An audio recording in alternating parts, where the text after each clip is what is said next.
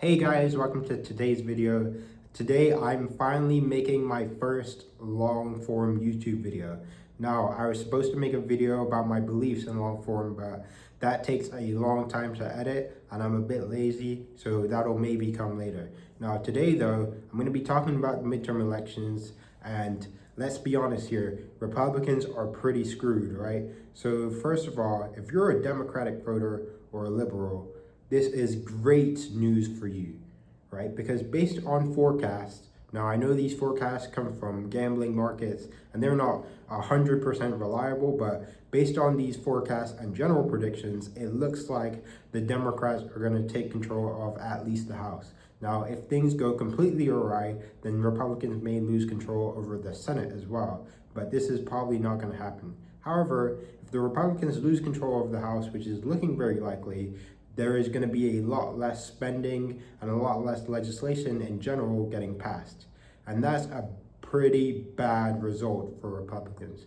And so the thing is, it would be one thing if Republicans just lost the House and, whatever, right? But that's going to happen anyway. And Trump is already trying to run damage control in February 2026. Midterms happen in November of 2026. And we're already, 9 months early, and we're already trying to run damage control. That is a bad sign. Now, what do I mean by damage control, right? How is Trump trying to prevent Republicans from losing all their dang seats in the midterms?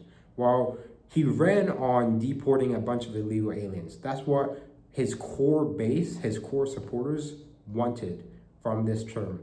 And what has happened now? Well, Operation Metro Surge was launched for Minneapolis, Minnesota, and ICE went in there and they started detaining people, but 2 people died, Alex Peretti and Renee Good, and people reacted very negatively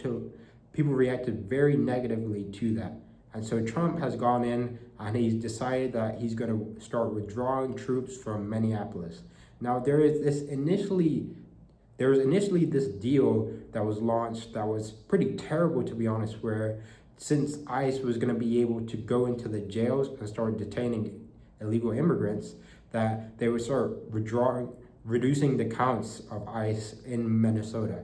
And so this would sound good in theory, but the thing is, ICE should have already been let into the jails. I don't know why a federal law enforcement agency has to wait for the permission of the local law enforcement for them to even do their job on a local scale. It's very ass backwards and it doesn't make sense. But that's the deal that was struck, and yet we're withdrawing more and more troops out of Minnesota, more troops. We're not doing the deportations in an organized way. We're just doing it however we want, which is not at all, apparently. And so this is what you get when you start scrambling and start trying to make up for, losing popularity on a presidential level, right?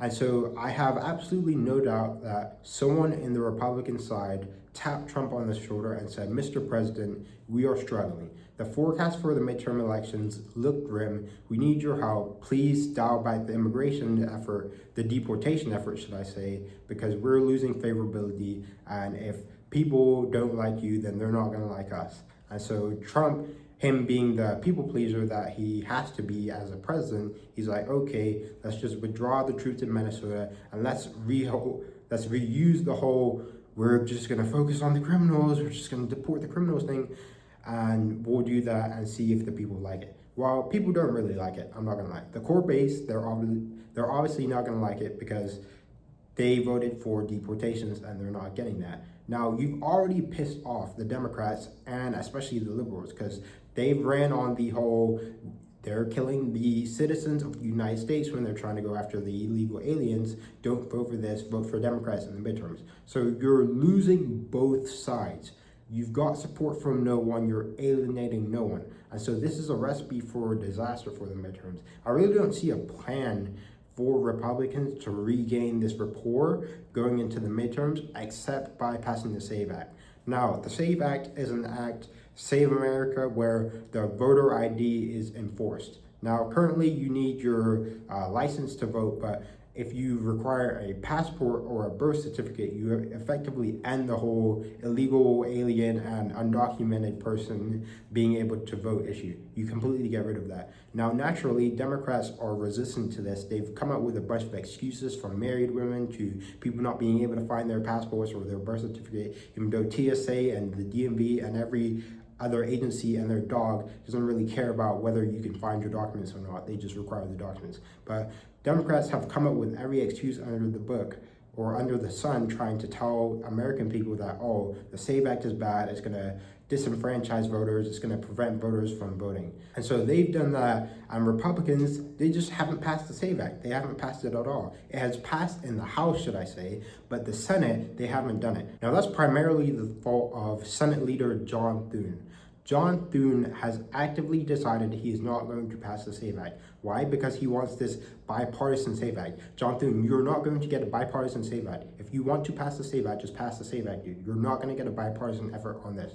Democrats have already told you in 18 different ways that they don't want to get the SAVE Act passed, and they're always going to make an excuse for not getting the SAVE Act passed, for not voting on it, because they want illegal aliens to be able to vote. That's the whole issue that you're fighting against, and you're looking for a bipartisan effort. It doesn't make sense, John Thune. Now, people have been pressuring John Thune and pressuring the Senate Republicans online, trying to get them to pass the SAVE Act. It has been months since the SAVE Act has been introduced, and they have not passed the SAVE Act. Now, maybe they're waiting for some sort of pat on the back, for some sort of congratulations for passing the SAVE Act and getting the midterms secured. Now, I wouldn't wait around to pass the SAVE Act, because you don't even know if the SAVE Act passing is going to help you. Now, anyone with common sense is thinking, okay, well, if you're waiting to pass different legislation based on whether it benefits your party or whether it benefits you and your donors or whatever, then that's a pretty terrible way to do politics. Now, I agree, but that's the state that politics is in. I don't know why Republicans haven't passed the SAVE Act besides this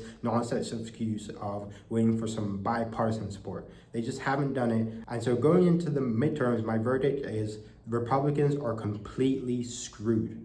Republicans are screwed in the midterms.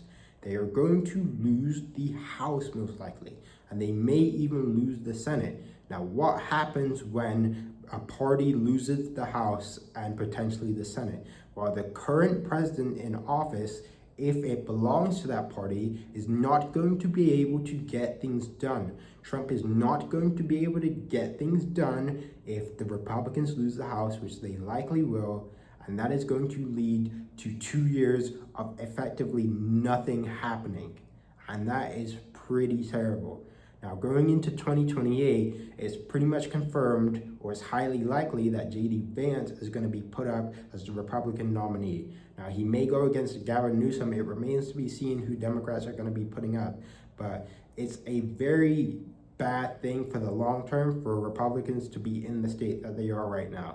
Let's see what happens. Take care. God bless. I hope you enjoyed the video. If you did, be sure to leave a like and leave a comment down below letting me know what you think and any constructive feedback. Take care. God bless.